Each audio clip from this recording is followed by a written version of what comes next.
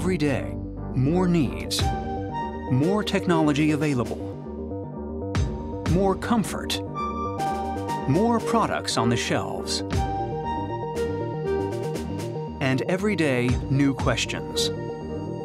What is there in our fields, on our plates, in our medicines?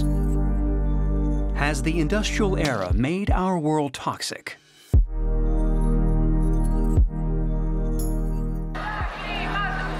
Concern is growing. Save our planet! Save our planet! Citizens accuse industries of hiding the truth from us, and industry denies it. How can we judge? So we turn to science. We ask researchers to be the judges of these new battles for us. We demand that they step into the arena. Science as the judge. This is what makes it a target.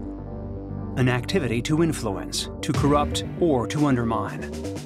We're living in a world where there are many people who have a vested interest in fighting information, fighting scientific evidence, and discrediting even the notion that science could provide the truth about the natural world. They are intentionally seeking to derail science.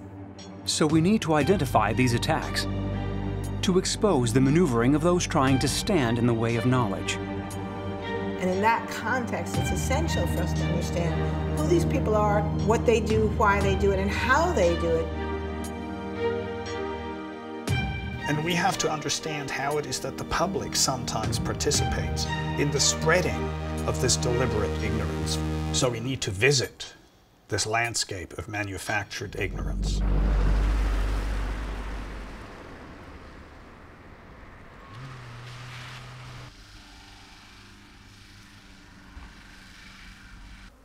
In northern Greece, like in most of the developed world, bees are the victims of an ongoing carnage. Well known since the 1990s, this has now become a textbook case, a point from where we can begin our exploration of the manufacture of ignorance. Things always start with an enigma. In Greece, like elsewhere, experts on bees didn't understand what was happening and why. It was a complete mystery. Why were so many bees suddenly dying? TV news programs everywhere showed beekeepers in total disarray. Des tapis d'abeilles retrouvés mortes à l'entrée des ruches. Secondly, a suspect shows up. This time it was a new generation of insecticides in our fields.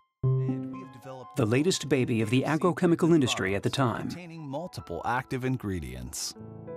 Every Syngenta formulation is the result of years of careful investigation and thorough research by our scientists. The moment these new products were spread on our crops, bees started dying in their millions. Which is why, very quickly, suspicion started falling in that direction. Thirdly, science is asked to investigate.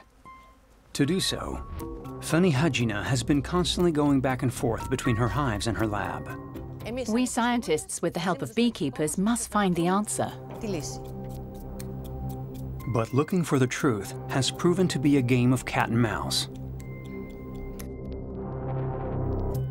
The usual task for scientists is to retreat into the calm of their labs, then explain what's being observed on the ground. We ask them to shed light on the mystery of the dying bees, just as they have explained so many other phenomena. The role of science is to highlight natural mechanisms and reach an explanation for the slightest observable fact. This is how science normally progresses, by solving more and more mysteries. And in principle, our knowledge of the world we live in increases. However, this fine principle sometimes has a few hiccups. For scientific observers, the case of the vanishing bees is emblematic of this. With something like bees and pesticides, you should have been able to investigate it by collecting data, by following the evidence where it's taking you. The crux of the idea is that when we find the evidence that tells us what's happening, we tell the truth, the whole truth, and nothing but the truth, and we let the chips fall where they may. We commit, in a way, sort of, committing to accepting the truth of those findings. But in the case of the bees, that's not exactly how things went. In the early 2000s, government expert reports showed the toxic effect of even very low doses of neonicotinoids on bees. And yet, for more than 20 years, there has been no unanimity, no consensus on the link between these pesticides and the disappearance of bees. Why are things lagging so much?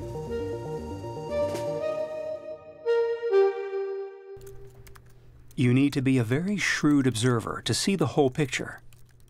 The moment the bee problem appeared, there was 4 to 5 times more research into causes not linked to pesticides. Natural pathogens like Varroa, Nosema, and different viruses, but also bad beekeeping practices, climate change, the loss of habitat, night lighting, the Asian hornet, and other invasive species like the small hive beetle. Basically, research was much more intensive in causes unlinked to pesticides than into pesticides themselves. A quick search in a scientific study database proves it. As soon as pesticides were suspected, the number of public or private studies focusing on other possibilities skyrocketed. 2010, the veterinary authorities were confused. Il n'y a pas de conclusion, ni dans un sens ni dans l'autre. On ne peut pas conclure.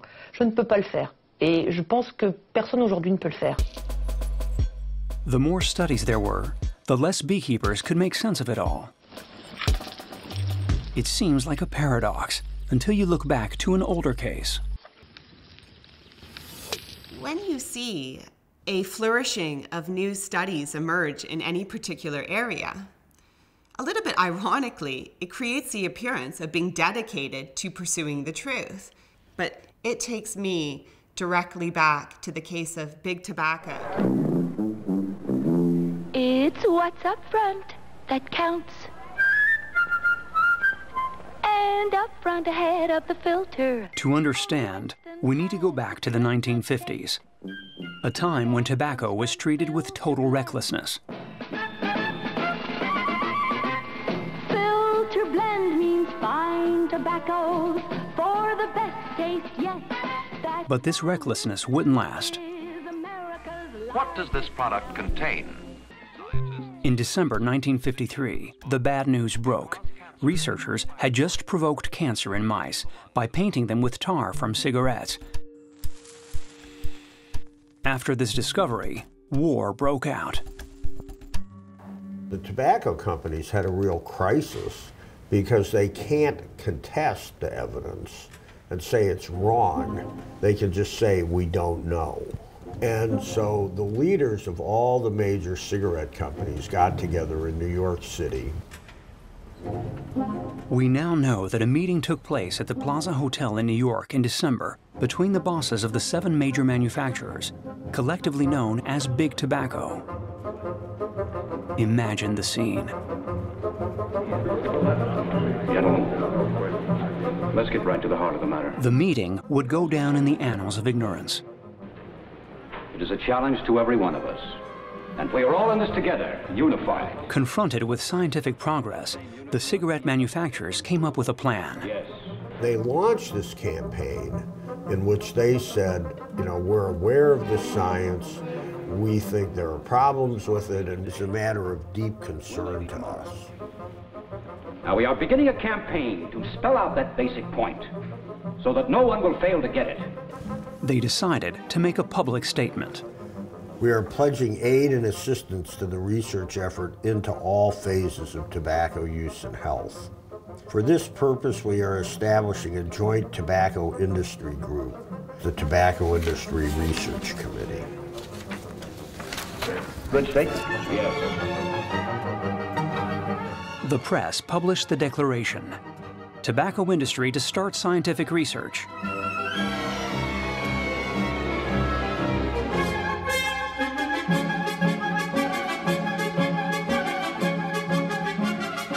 Believe me, friends, Chesterfield has for your smoking pleasure and protection every advantage known to modern science. Chesterfield gives you scientific facts.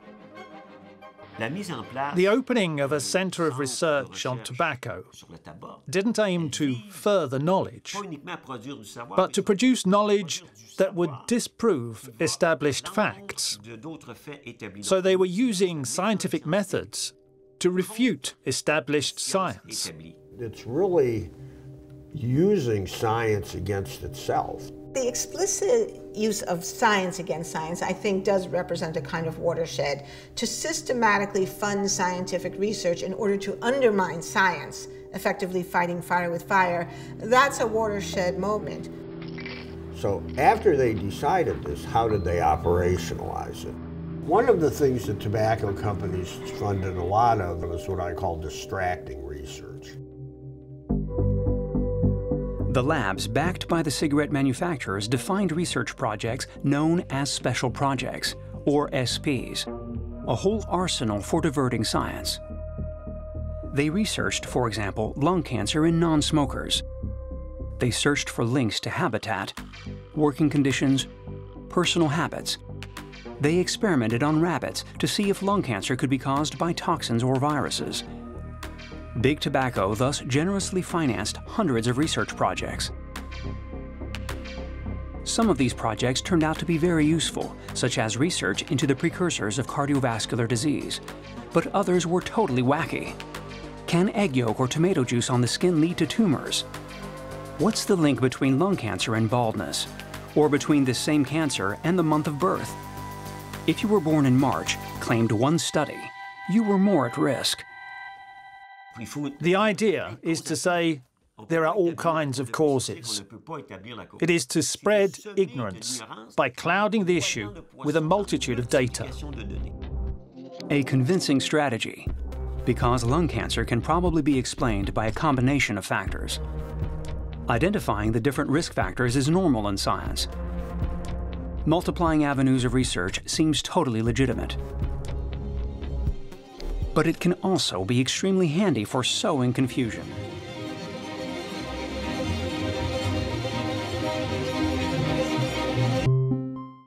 It becomes almost impossible to prove the suspect's guilt, and that's the aim.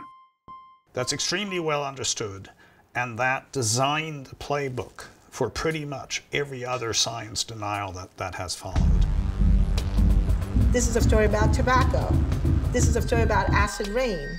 This is a story about the ozone hole. This is a story about pesticides. This is a story about climate change. Neonicotinoids, Bisphenol A, contraceptive pills. I mean, we have now seen this strategy used over and over and over again. It's about buying time. And sadly, it's a winning strategy. In the case of tobacco, it's 70 years already and it's still going. In the case of the dying bees, the advancement of knowledge has also been deliberately slowed down. With all that's gone on, I'd say we've wasted 20 to 30 years. So we're talking about decades of disinformation and decades of delay.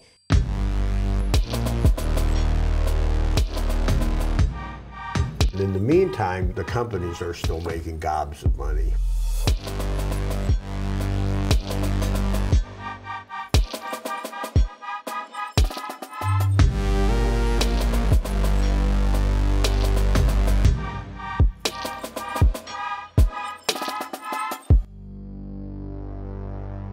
When a scientific lie has been constructed over several decades, where do the first cracks begin to appear?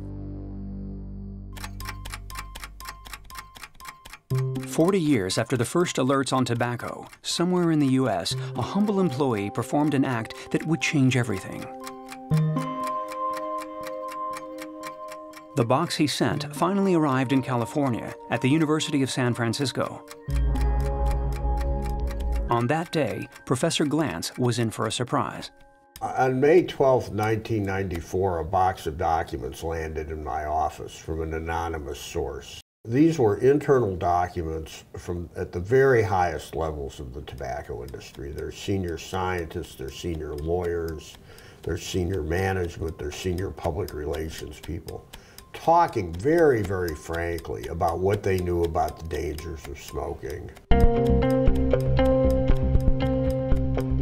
This was an unhoped-for treasure for the professor.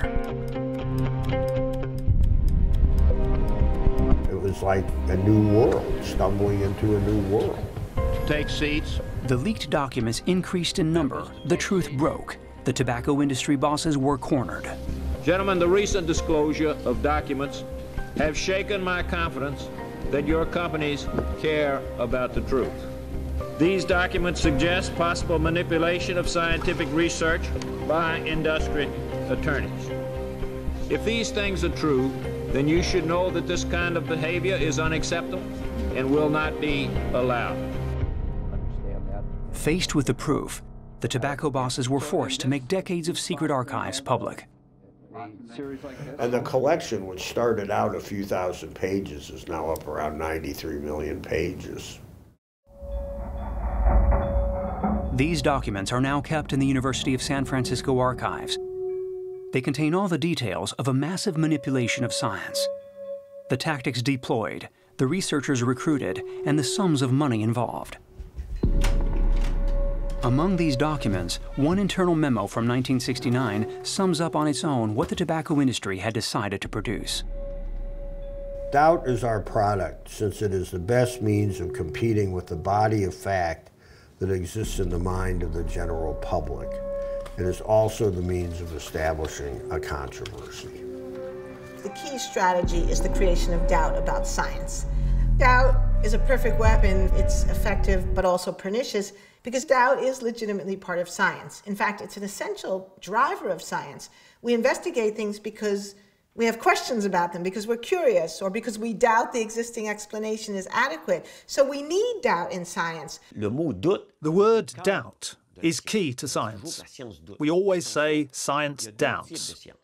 But there are two types of science.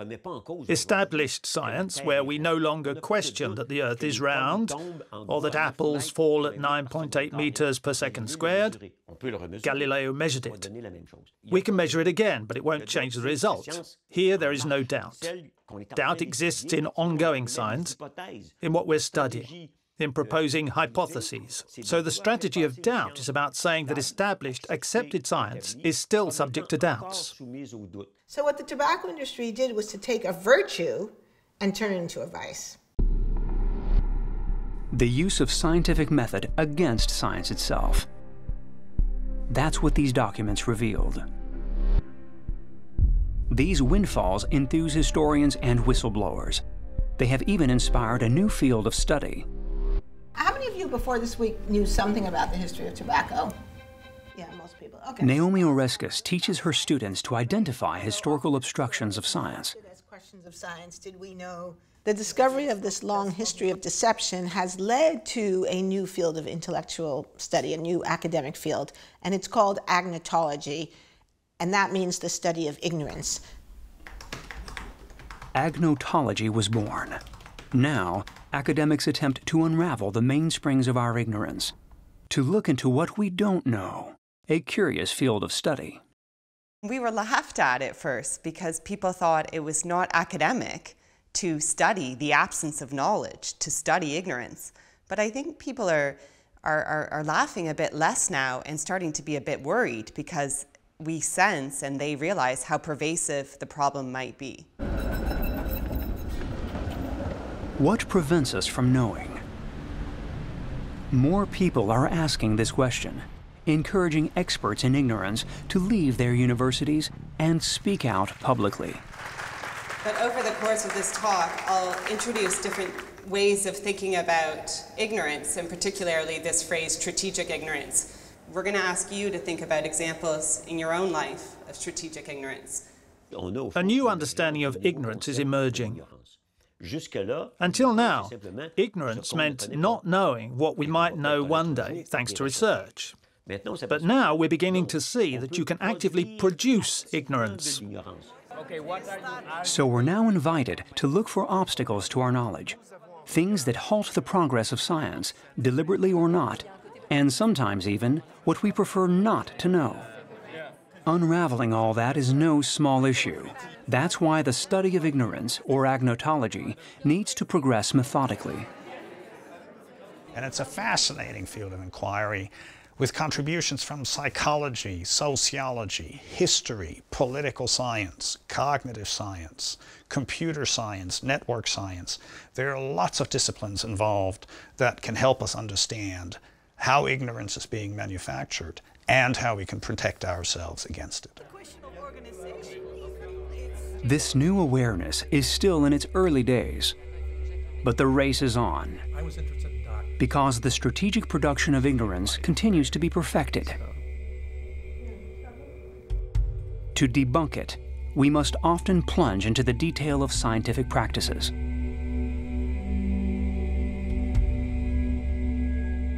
Innovations regularly arrive on the market, and with them, a fair share of suspicion. Are they a threat to our health? And more importantly, at what dosage? That's the big question, the one that gives rise to the most terrible of battles.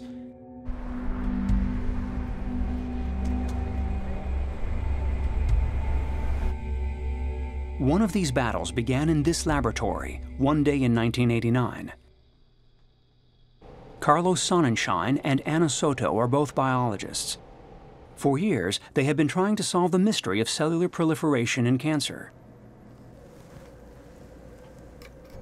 Suddenly, before their very eyes, some control cells cultivated in a test tube began to proliferate for no apparent reason.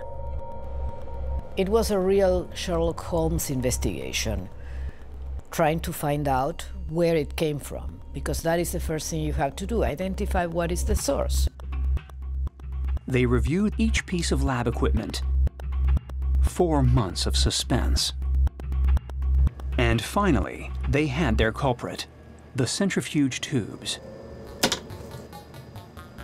They were made of a material that should have been inert, but wasn't. The plastic used contained and dispersed a substance that acted like the hormone estrogen. Carlos and I were very disturbed by this finding. We thought that this was a big deal. If you can find such a substance here, can it be elsewhere? In toys, bottles, food containers, in all the plastics that end up in the environment. And how does it affect our organism? The big question is establishing the doses to which the public can be exposed without a major risk to our health. And that question really is the mother of all battles. The effect of product X on health is what is studied by toxicologists. The accepted rule is centuries old. It's simple and seemingly makes good sense. The effect is proportionate to the quantity absorbed. It's true for sugar. It's true for fats. It's true for pretty much any product. According to the rules of toxicology, the dose makes the poison, which by extension means that anything below the dose isn't a poison. According to this rule, a plastic with the characteristics of a hormone that ends up in a baby's mouth shouldn't pose any problem, because the quantity of synthetic estrogen ingested is tiny. True or false? This is the crux of the battle.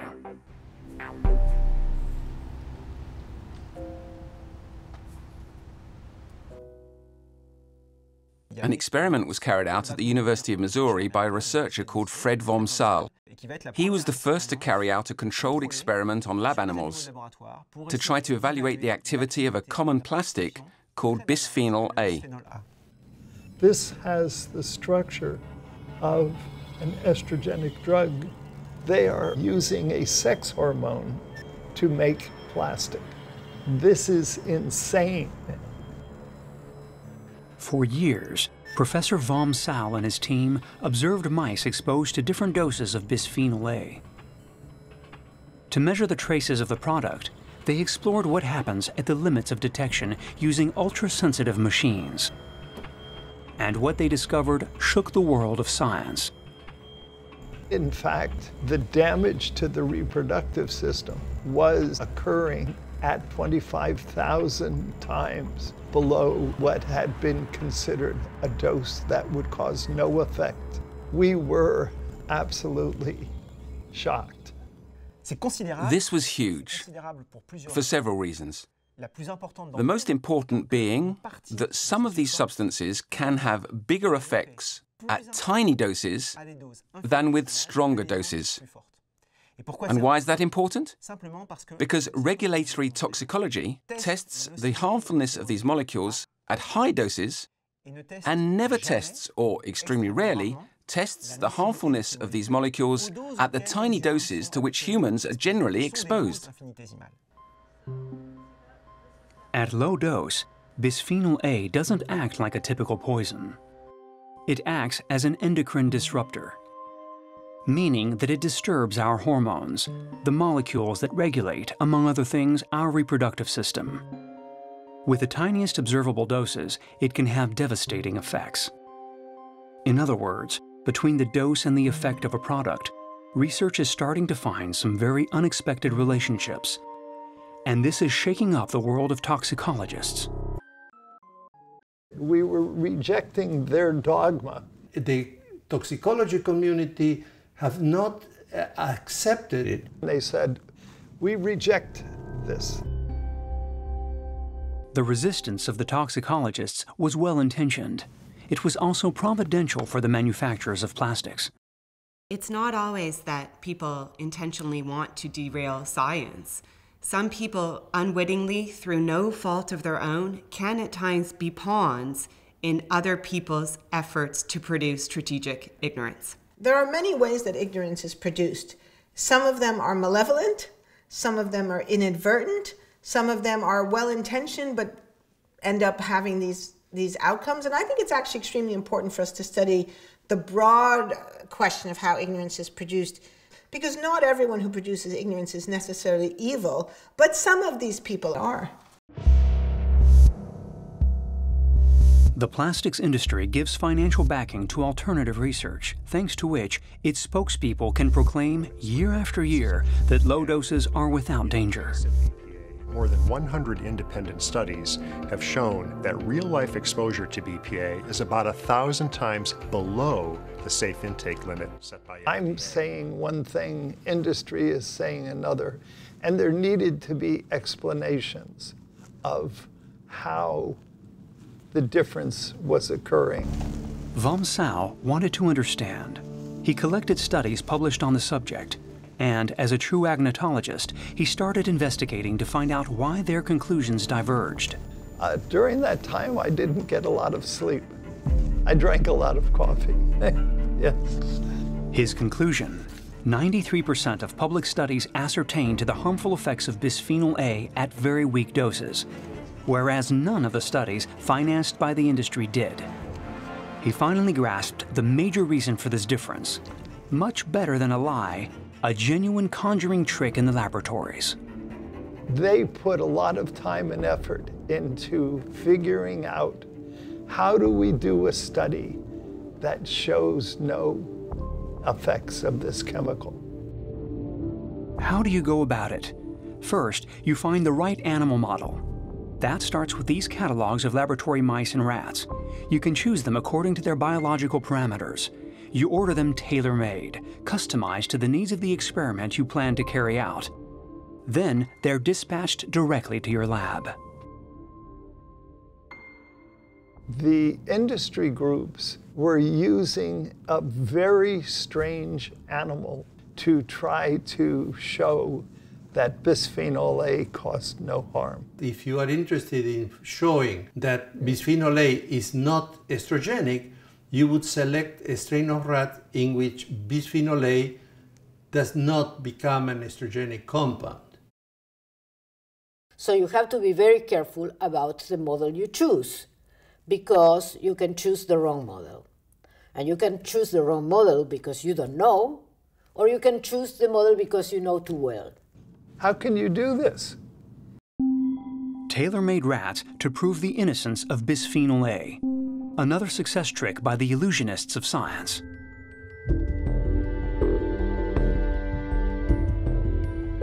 Thus, the most insidious offensives are hidden in the details, such as in the research protocols. This group of rules, so tricky to put in place, which guarantee the seriousness of a study. It only takes a corrupted protocol or a broken rule to shove scientific progress off the rails. What's at stake here is evidence-based policymaking. Whether policy is based on the best available evidence or whether policy is designed to satisfy a particular industry in their pursuit of profit. The manufacturers of ignorance have a target: the assemblies and parliaments of our democracies, which will ban or authorize a suspect product. Nous allons passer au vote de cette proposition de loi. The moment we give up on evidence-based policy making, we've given up on democracy. Il peut être en verre ou en plastique, mais désormais le biberon, c'est sans bisphénol A. On that day, the French Parliament banned the guilty baby bottles. But the ban concerns one single endocrine disruptor, present in one single product, sold in one single country. A small victory 20 years after the first alarm bells rang. A serious public health problem therefore continues to be covered up.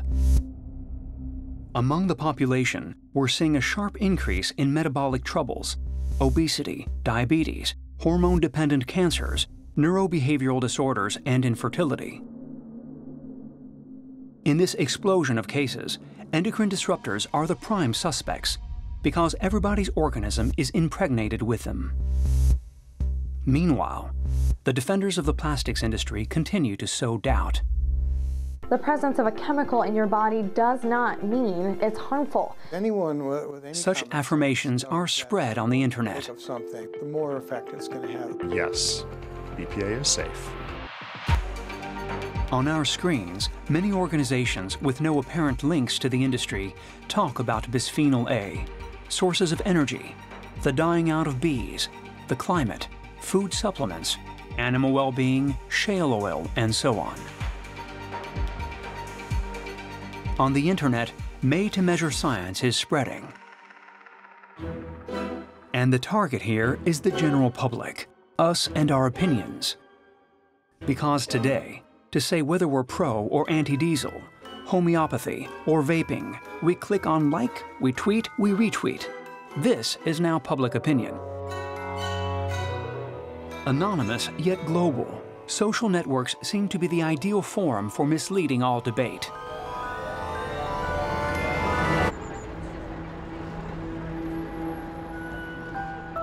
In this building, people keep an eye on this global discussion. The Institut des Systèmes Complexes is home to mathematicians, IT experts, and data specialists. They develop tools to analyze the permanent conversation on social networks.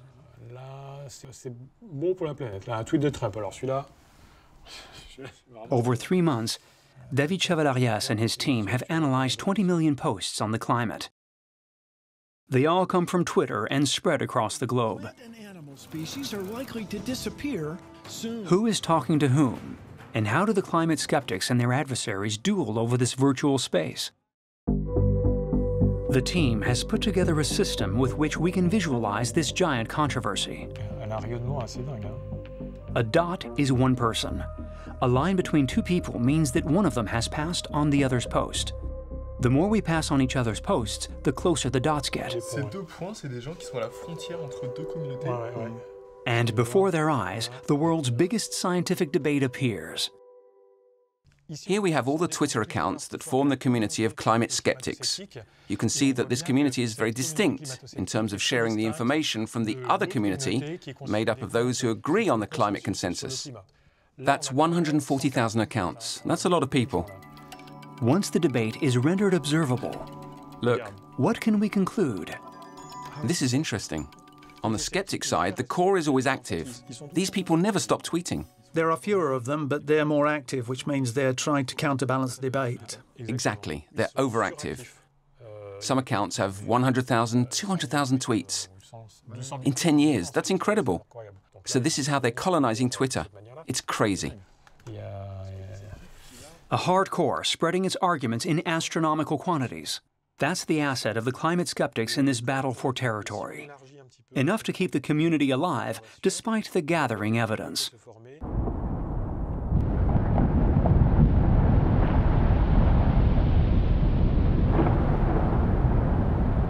For the almost unanimous scientific community, global warming is unequivocal and the impact of man is evident.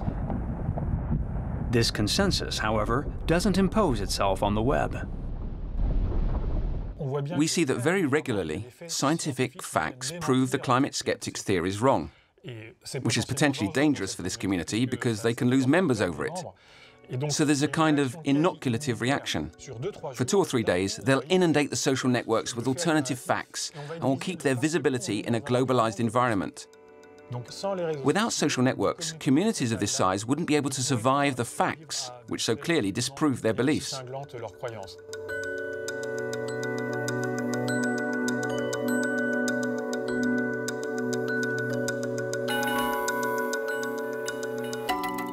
Who propagates climate-skeptical thought, and why? Let's go back through the posts. Take, for example, this Twitter account called Heartland Institute. What is there behind this dot?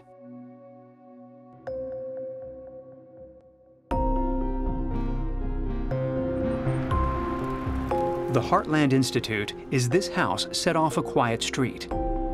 Its offices are completely calm. And yet, we're at one of the most reputed think tanks in the world. Here, they produce tweets, but also articles, conferences, and books.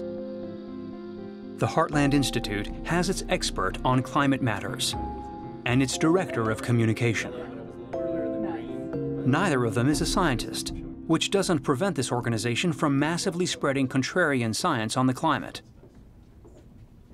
The best scientific evidence indicates there's no climate crisis. In fact, it's pretty strong that we're not facing one. I mean, the Heartland Institute is globally known for our work with scientists who are skeptical that humans are causing a climate crisis.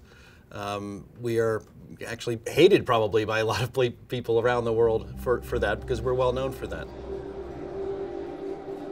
When the climate skeptic community meets up, the Heartland Institute always tops the bill. As the sponsor or co-sponsor of conferences like this one in Munich, Germany. And I encourage you to share the truth and share ways of finding the truth with people, because that is the only way that the scientific method will prevail. Sound science and truth will win out. Who are the researchers who continue to doubt despite the consensus? Are they skeptics because they're more conscientious, more rigorous than the others? What rational basis is there for saying that a little bit of warmer weather would be a bad thing? There is no basis. Are they paid by the oil industry to deny the effects of CO2 on the climate? We do not face a catastrophe of rising sea level. It's customary to look for shared interests between climate skeptics and the industry. But according to Naomi Oreskes, the best explanation lies elsewhere. As a historian, she has studied the career paths of the first scientists to express doubts about climate change, some eminent physicists. And what we found by reading their papers, reading their diaries, reading their letters to each other, that the motivation was not primarily money. It was ideological.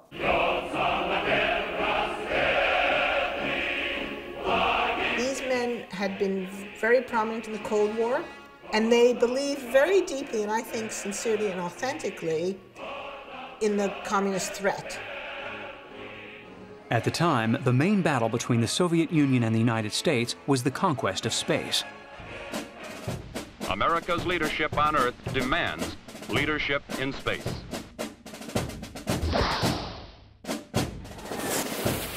American physicists were mobilized to build a military and space program. Science in the service of ideology.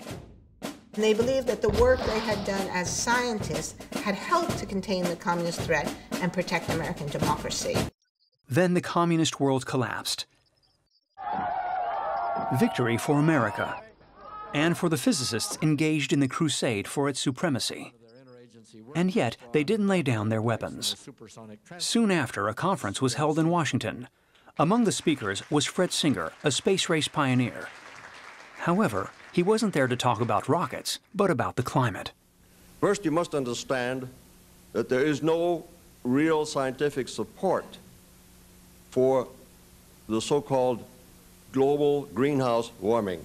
When the Cold War ended, they seemed to need a new enemy. And the new enemy they found was environmentalism, which they interpreted as a kind of reds under the bed. What do they want? What is the real goal? The real goal is political control of the economy. They're using the so-called climate crisis caused by man as an excuse to do what they've always wanted to do. This is about remaking and reforming society, and it's in a socialist image. So the Heartland Institute stands in front of them and says no. In the wake of the scientists who had embraced an ideology, the Heartland Institute is clearly the heir of an era. I'm a kid of the Cold War, right? Freedom and liberty is precious. And now you have something like climate change that actually threatens the existence of life on Earth. And because it's so fundamental, it requires a significant intervention. And that's what they can't accept. Why? Well, because if you're emotionally invested in free markets, then climate change is a serious emotional threat, because dealing with it means we have to change our approach to business. And for some people, that is extremely challenging. It entails giving up airplane travel. It entails giving up combustion automobiles. By the way, that means destroying 1/4 of your cars, destroying 1/4 of your power plants. I think our way of life is at risk. And the scientific reason just isn't there. Our way of life, our frenzied consumption, our production methods. These are what we must change if science concludes that humans are responsible for global warming, which is unthinkable to some. Science, sure, but not the science that threatens our beliefs and values. Not if it stops us from living happy and carefree lives. And what if, inside of us, we also had a need not to know?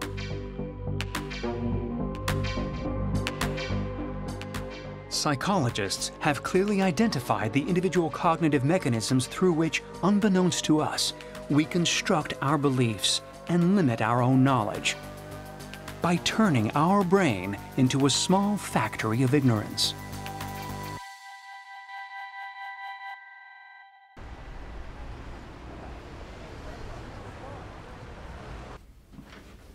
A professor of psychology at Bristol University in the United Kingdom, Stefan Lewandowsky explores the complex relationships that we have with science.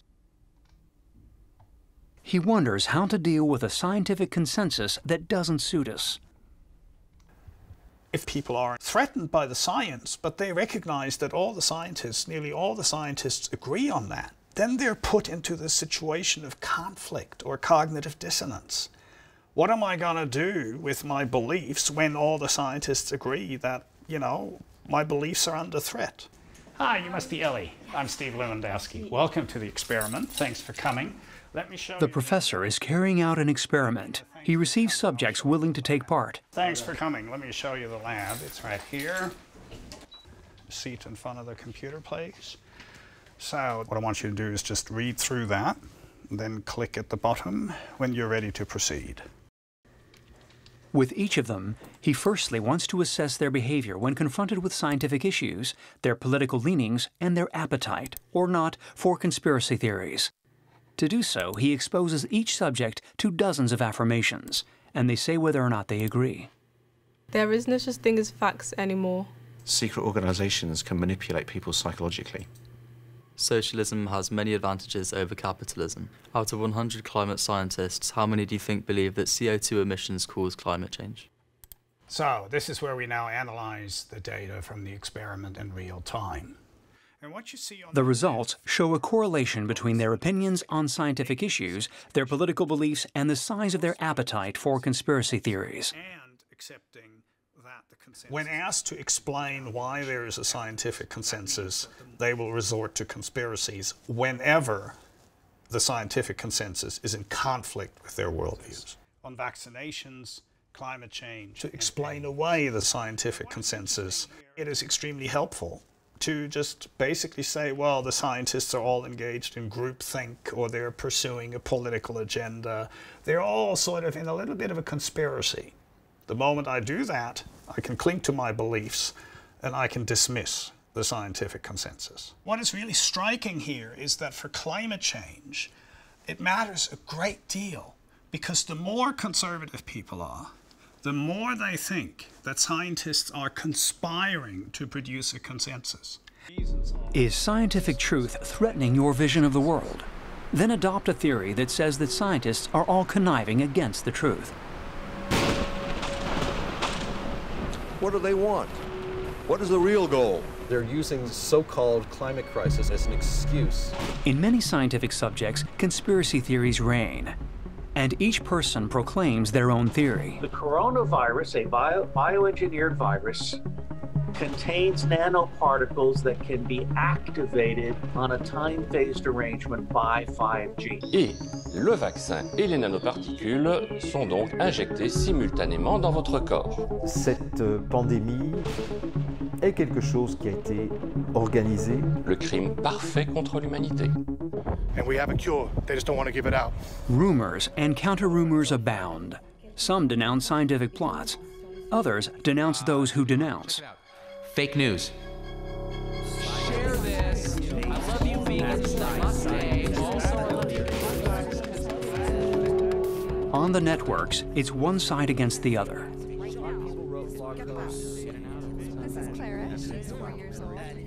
Have these confrontations supplanted the slow, meticulous approach of science?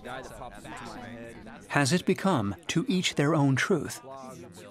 You know, if I take this pencil and drop it, we have gravity. Okay, that's not a matter of opinion. Whatever our beliefs, we can't ignore reality. The victims of climate change. The victims of fine particle pollution. Or those of infectious diseases in places where we've stopped vaccinating. These faces are a reminder that we cannot ignore scientific truth without consequences. Facts always impose themselves in the end. And in spite of everything, our knowledge increases, gradually building up, in one way or another, through the ages.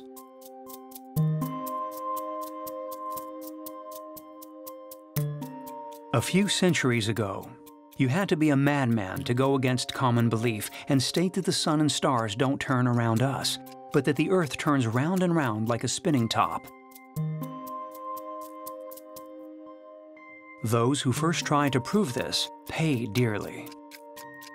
The works of Copernicus were banned. Galileo was sentenced to house arrest for life, and their research crashed headfirst into a major presupposition of their day. You must never forget that science is always embedded in society, so the overall social context always imposes limits on science. 300 years ago, new scientific developments had to face off against the church. Today, it's really the market that has assumed the role of the church. The market has become that authority that is hard to challenge. Another time, another setting. What makes the world go round today is the economy. When the law of the market replaces that of the church, what new limits will be imposed on science? Will this new face-off decide which research is accepted? Of course, there are cases of the researcher caught in a conflict of interests. The scientist who ceases to remain objective because he's influenced by his financial backing. But the grip of the economy on science far outweighs these individual cases. What impact the laws of the market have on research can only be grasped if we look at the big picture. The current framework within which science is done hugely influences which science we do. The market economy frames science in a way that values and privileges science that can be monetized, that is lucrative. Researchers must generate money and find it. And so, science is turned into a marketplace where everyone is trying to attract attention.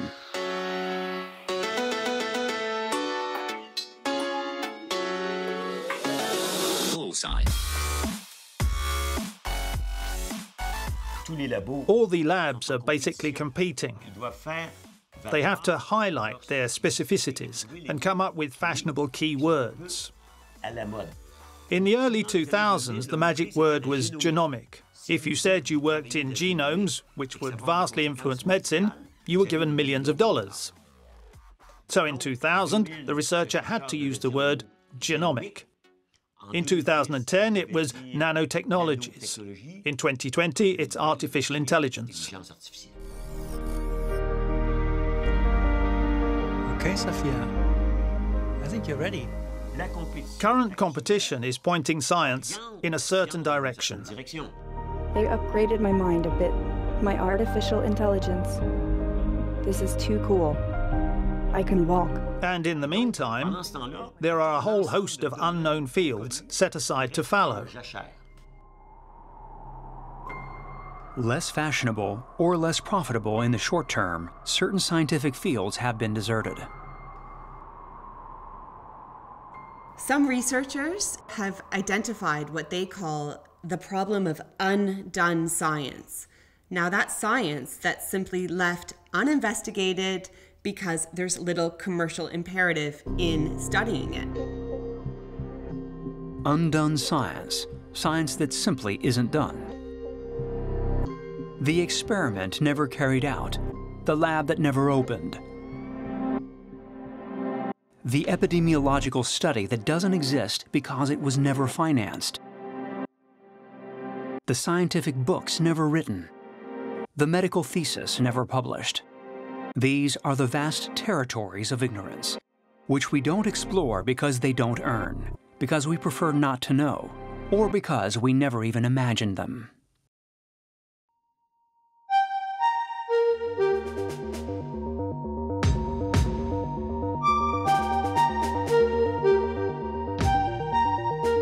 Our need to know is limitless, and our wonder at science permanent. But we also see science under threat, a virus spreading and scientific denial spreading with it. COVID-19 is not an issue. It's not that lethal. And it's not an issue for many doctors. Controversies multiply and hinder our understanding.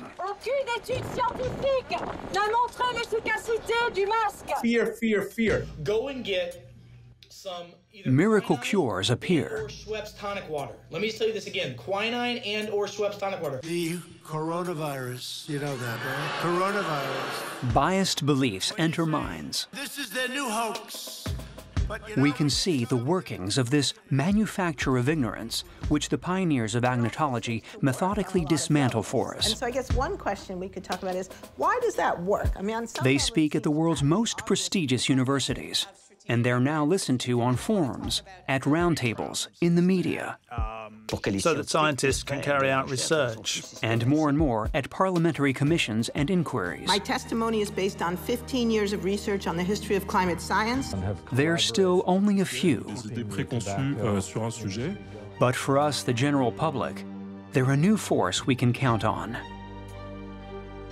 They're developing tools and methods, and they're shedding light on ways to protect a common asset, science and its meticulous progress.